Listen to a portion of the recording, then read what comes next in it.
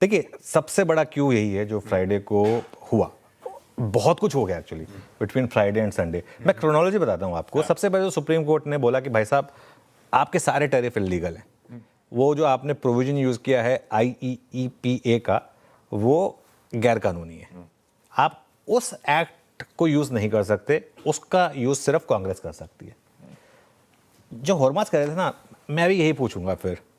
और ये तो यूएस का सुप्रीम कोर्ट है, तो हमारे ऊपर कोई वो कंटेम्प्ट ऑफ कोर्ट का भी रिस्क नहीं है, पूछ सकते हैं। भाई साहब अगर यही आपको बोलना था तो आपको 10 महीने क्यों लग गए? अगर इतना ही आसान था, स्टैंडर्ड अगर आपका यही बन रहा था कि भाई IEEPA का आप यूज़ नहीं कर सकते थे, तो 2 बार वो पोस्टपोन क्यों किया? इतना लोगों को टैरिफ क्यों देने दिया? इतना सरदर्द क्यों बनने दिया सबका? पहली बार में आके बोल देते कि नहीं, ये IEEPA का जो प्रोविजन है ये इलीगल है, आप नहीं कर सकते इसमें। ये पहले ही कर देना चाहिए था। चलो जो भी है, हुआ तो सही। लेकिन अब डोनाल्ड ट्रंप हार मानने वालों में से नहीं है। और डोनाल्ड ट्रंप ने कहा कि भाई ठीक है, आपने IEEPA हटाया ना, मेरे पास 122 है।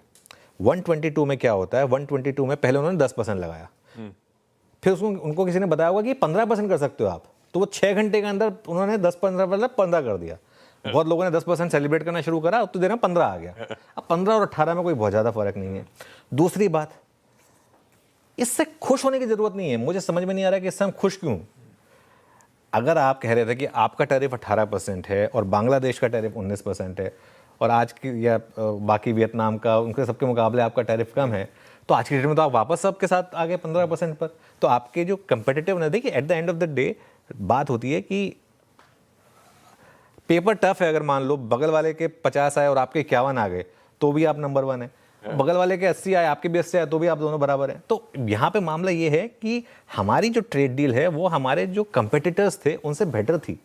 इनफैक्ट मुझे तो ये लग रहा है कि जितने भी स्टॉक्स हैं ना, गोकुलदास वगैरह, हो सकता है इनमें आज बड़ा गैप अप हो, लेकिन अगर मैं उन शेयर्स को होल्ड करता हूँ ना, मैं उन गैप अप्स को यूज़ करूँगा अपनी पोजीशन एग्जिट करने के लिए। क्योंकि मतलब एक लॉजिक कहता है कि भाई ये तो कंपटीशन बढ़ रहा है।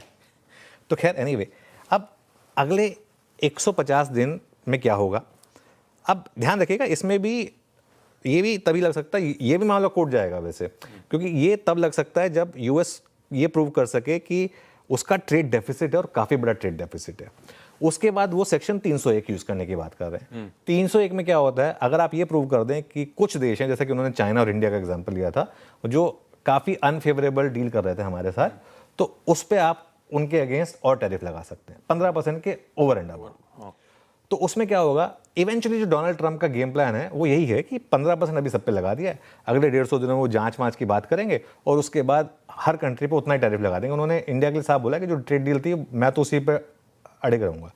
तो क्या होगा, वो 18% इंडिया पे कर देंगे, 19% बांग्लादेश पे कर देंगे, सब कर देंगे, वो 301 वाला वो कर देंगे। अब अनलेस ये वाला मामला भी कोर्ट पहुँच जाए, वो अलग बात है।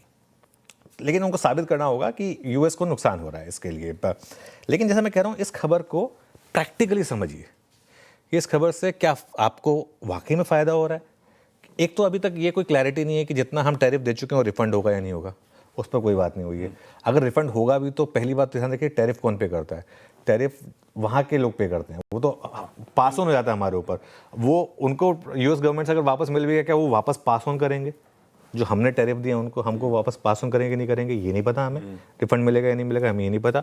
और 15% 18% में कोई बहुत ज़्यादा फर्क नहीं है ना। तो इसके लिए कोई, मुझे नहीं लगता कि हम क्यों सेलिब्रेट करें। हाँ, हम सेलिब्रेट कर सकते हैं अगर आगे जाकर ये 15% भी ज़ीरो हो जाए। अगर कोर्ट कह दे कि नहीं ये 15% भी आप नहीं लगा सकते, तब अलग बात है। लेकिन ये मामला अभी लंबा चलने वाला है। वैसे भी एक बात कहूँ मैं, ये एक ऐसी चीज़ है जो हमारे हाथ में नहीं, तो इसके लिए एक दिक्कत की बात है, बल्कि मैं तो कहूँगा अब रोज सुबह उठकर देखना होगा कि डोनाल्ड ट्रंप क्या कह रहे हैं। बीच में जब ट्रेड डील हो गई थी तो कम से कम हमारे माइंड से एक चीज़ तो खत्म हो गई थी कि भाई ट्रंप फैक्टर खत्म हो गया।